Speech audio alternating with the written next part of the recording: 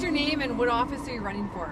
My name is Steve Van Dies, and I'm running for Ward Sspomitapi, which is Ward 12. It's the southeast side of Edmonton. Why are you running? Well, I kind of got involved into being very vocally active in terms of what was going on, mostly provincially and federally, and I figured if I'm going to actually get involved, I would want to get involved at a local level. I always knew myself, it's kind of funny because I always knew myself I didn't really want to get involved into political parties, for instance, like either the UPC or NDP or any of those things, because I don't want to pigeonhole my voice. But it's kind of funny because now I'm actually part of a coalition. We're running for the municipal council.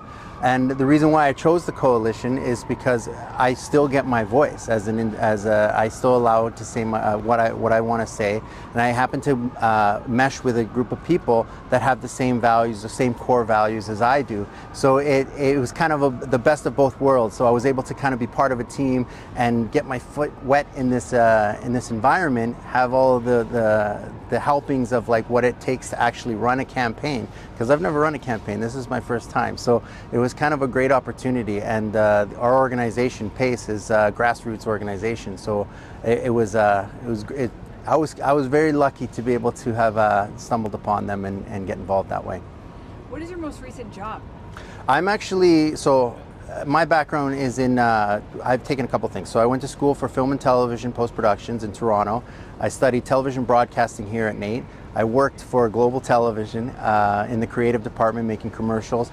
And then I moved into starting my own business where I would do production for people. I worked on the entertainment side, doing music videos, doing photography, doing that kind of stuff. And then back on the corporate side. So I then all of a sudden became a corporate marketer. So it's kind of funny, I took all of these skills in film and arts and television, and then eventually moved into marketing and communication and have my own business running in that department. So that's currently what I kind of do, is which is very interesting for this role, because what's beneficial for me is in what I do is I go and I speak to different industries. So I've worked with the industries in development. I've worked with doctors. I've worked with people in the mining industry, where I'll go and I'll interview. I'll sit down, half an hour, 45, an hour interview on terms of what it is that they're looking to message they're trying to get out. I'll take that 45 minutes and them explaining their business, their product, their thing, and I have to take that down and cut it down into a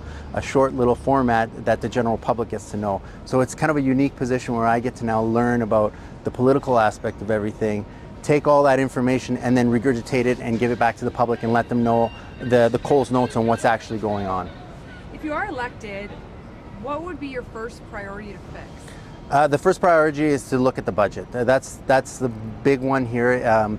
Our city kind of right now, everyone's kind of looking at it and going, what is happening with the funding? We're at a kind of a tipping point right now that if we don't make a change, we are sitting at a very dangerous point financially. Right now we are currently spending about $400 million just on servicing fees for the capital deficit.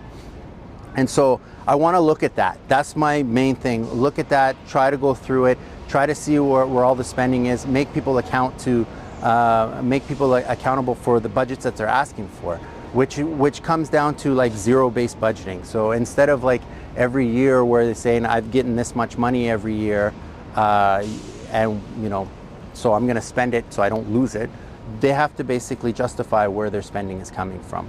That's the first thing. Before even cutting anything, I wouldn't be interested in like cutting programs. Where's the waste? Like in our household, sometimes we have those small $10, $5, that just disappear and you got holes in the boat. That's the first thing, is we need to get control of our finances and make sure that we are watching the money and where it's going. There's a saying that money is like an evil mistress. If you don't watch it, it's going to disappear on you. So you have to really pay attention to where everything is going, or else we will be in this problem, this fiscal problem, for a long time. We've already answered this, but how will you balance fiscal responsibility? So I think you said as much as you want to sound. Yeah, I think so. In terms of what we want to do, in terms of that, basically is looking at the books and the main things that I've actually heard in terms of the fiscal responsibility is we need to do the core things. The core value things as a municipality, we need to do those things first. Those are the most important things. We are, as a municipal government, our responsibility is to service the people in the neighborhoods that we're in.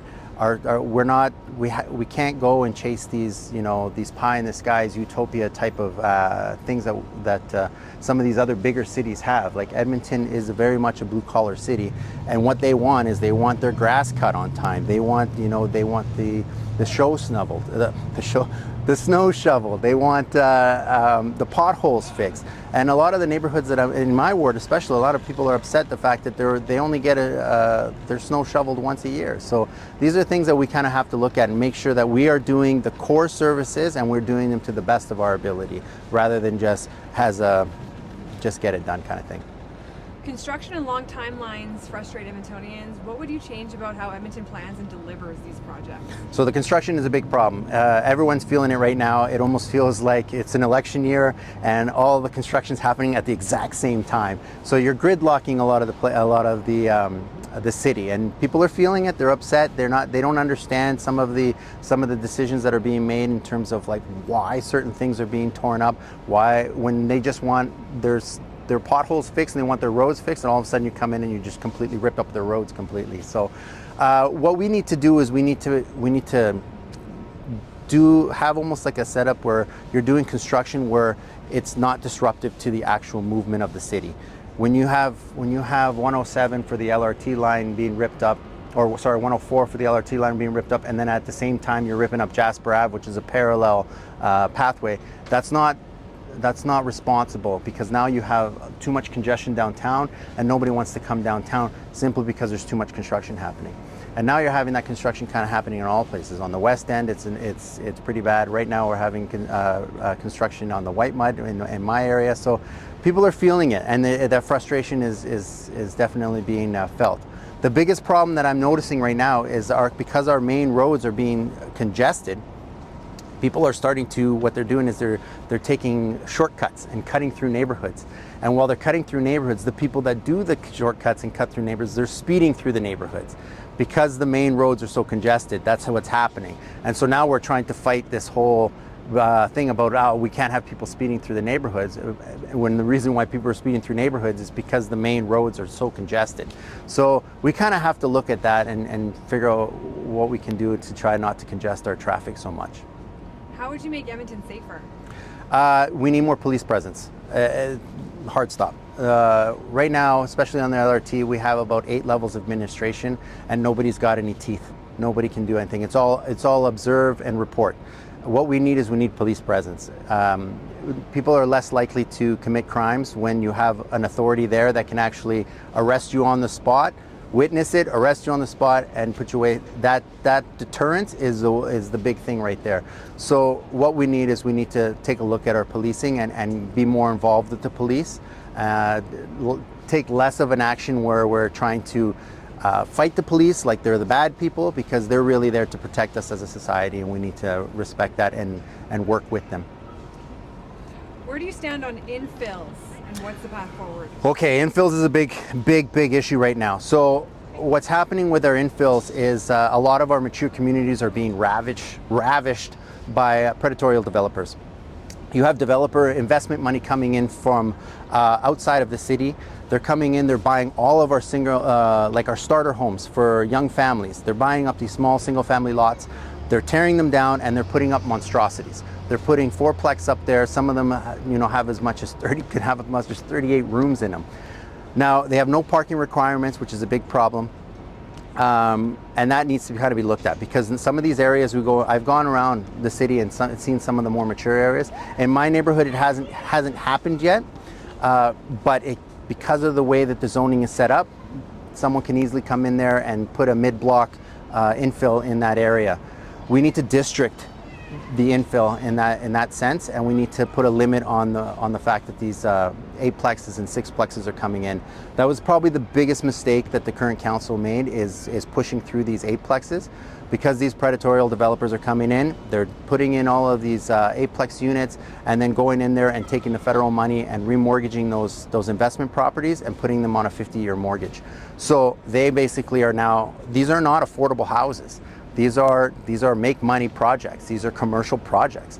So we need to put a stop to that, repeal that bylaw, and then look at responsible infill. Like, we have a lot of developers in our city that are responsible, building responsible communities, building responsible housing. We don't need to bring outsiders into our thing to take advantage of our policies and basically destroy some of our mature neighborhoods. What do you think of the city's relationship with the province, and how do you think it should be? Horrible. Horrible. This battle with the province it needs to stop. It doesn't matter who's running on the provincial side. We as a municipality, it sounds bad to say, but we are an extension of the province.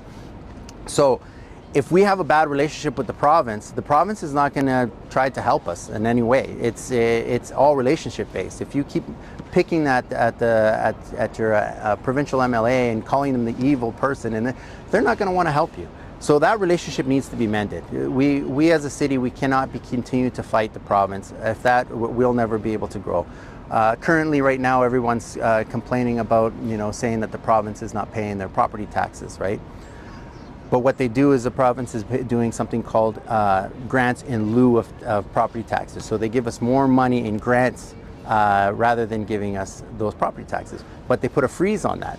And it so happens that freeze is going to be looked at after this election. So it'll be interesting to see whether the province is going to be playing ball with us, depending on who this Edmonton elects for their current council. What is your vision for Edmonton?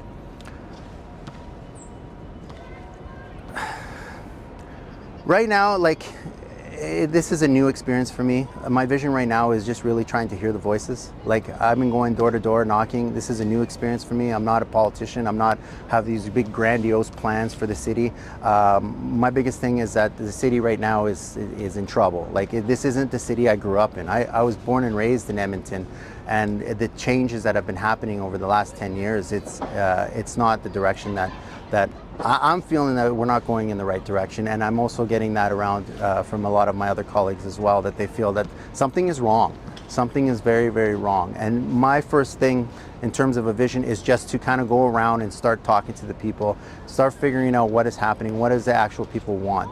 The biggest problem I see right now is that it almost seems like the council and the city is talking down to its constituents, telling the constituents what they're going to get rather than asking them what they want. And we need to kind of reverse that. It has to be people first, and it can't be coming from a top-down dictatorship style where you have council telling people what's happening as opposed to asking them, saying, what is it you need? If you're elected, what is one thing you want people to remember you accomplished at the end of your term? Mending relationships. I think that's the biggest thing. I really want to make sure that we learn to respect each other. We learn to value each other's cultures. We learn to respect our neighborhoods. Like, we don't need to be speeding through people's neighborhoods in front of people's houses. We don't need to be throwing garbage on the floor. These are the basic things that we need to learn on terms of showing respect for one another. So we learn that we keep everything clean, we keep everything respectful, and that's where it all starts. It all starts with relationships. So I'm hoping that, coming into council, I learned to mend some of these relationships that have been, because right now you can tell the whole spectrum is very polarized. You have people who have one ideology, and you have people who have another ideology, and everybody's fighting each other. So they can't see each other's point of view. It's like that old saying where, when you have different perspectives of things, you have someone who can see a square and the other person sees a rectangle or a ball, but they're both seeing the same things just from different angles. So in the end, I find that everybody kind of wants the same things, they're just communicating it differently.